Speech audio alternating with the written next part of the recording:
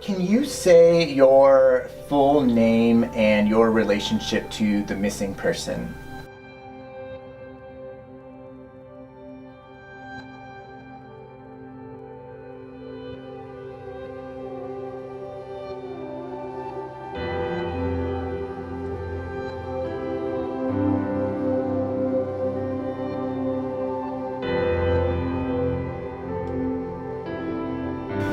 I always get really nervous before interviews. Even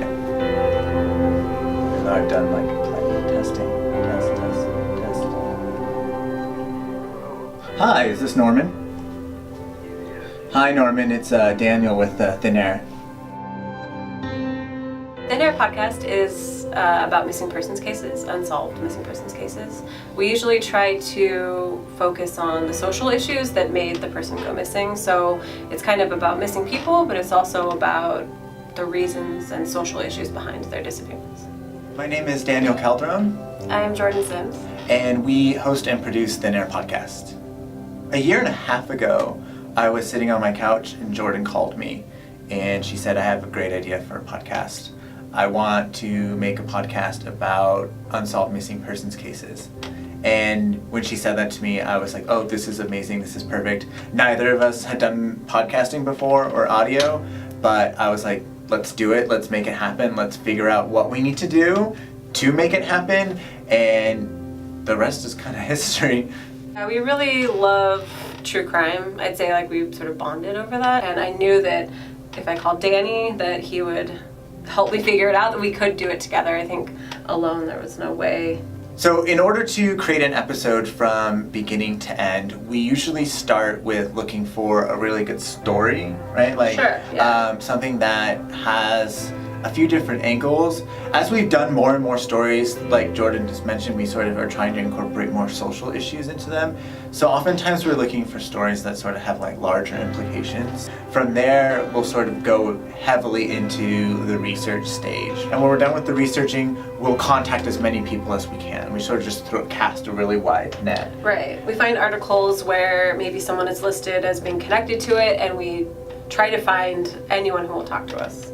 From there, we sit down and we write a script from beginning to end. After that, we record, and then we edit the whole thing, and then we publish it.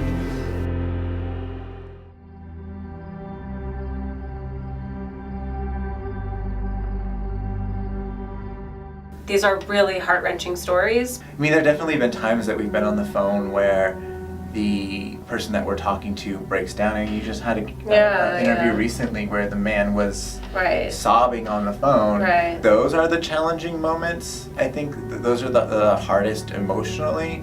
There's a case that sticks out to me recently that we did that really, it's like a case I can't really get out of my head. I don't know if it's affected me emotionally so much, but we did a 2-part story on this guy named David Snedden, who went missing while traveling in China in 2004. There's a lot of really strong evidence that he was kidnapped by North Korea and is currently being held there. The Timothy Pitson case I did, of this little boy who his mom took him on this amazing weekend to like the zoo and to like some amusement parks and to various cities and hotels, and they're captured on camera all weekend just doing these really fun things, and then nothing about him after that ever again.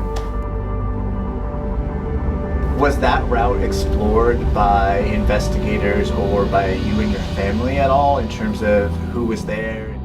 What keeps me going, because some of these are like heartbreaking stories, is the idea that maybe if you share the right piece of information, there will be justice in some way. It's a pretty serious topic, and we want to give like the utmost respect to the family, but I think that these stories need to be shared. I don't think family members would say that they're exploitative. I think they would say thank you, and they have said thank you to us for being someone who actually cares about this thing that happened to them. That doesn't happen very often. I think we find more often than not, sadly, that a lot of the cases that we cover haven't been taken very seriously by law enforcement for whatever reason. Right. And because of that, we are in many ways some of these families like only hopes in terms of getting their case more publicity and more coverage. Right. So I think that really helps in terms of like, we know that we're ultimately doing this family a service,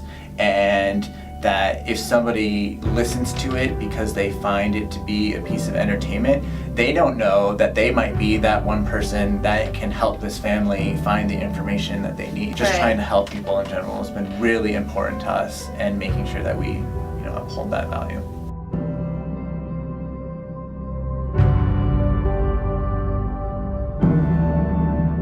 You can download Thin Air Podcasts from Apple Podcasts. You can download it from SoundCloud, from Google Play. You can go to our website and listen to it from thinairpodcast.com. You can find us on Facebook at Thin Air Podcast and on Twitter at Thin Air Podcast.